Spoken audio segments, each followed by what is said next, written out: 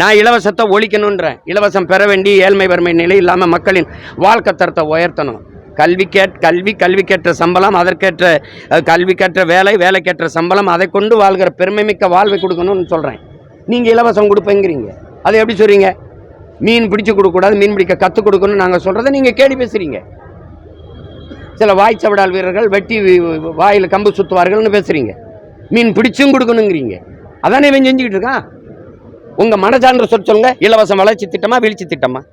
இலவசத்தில் கொடுக்குற அந்த பொருளுக்கு கொடுக்குற பணம் இருக்குல்ல, அதை எங்கேருந்து எடுக்கிறீங்க? அதில் இழக்கிற பணத்தை எப்படி ஈடுகட்டுறீங்க? 10 லட்சம் கோடி கடனை கொண்டாந்து நிறுத்திட்டு 50,000 கோடி வட்டியை கட்டிக்கிட்டு இது ஒரு ஆட்சி முறைன்னு பேசிட்டு இருக்கிறீங்க. இலவசம் கொடுக்கறது எல்லாம் இது ஒரு இந்தியா முழுமை கொண்டாண்டிங்க. அவன் மகாராஷ்டிரா எப்படி கொடுத்தானா பெண்களுக்கு 2,500 ரூபா கொடுத்து இப்போ இந்த 1000 கொடுத்துருக்கீங்க. 25 தேர்தல் 26 தேர்தல் இருக்கும்போது 2000 ரூபா தருவோம்னு அறிவிக்கலைன்னா என்ன கேளுங்க.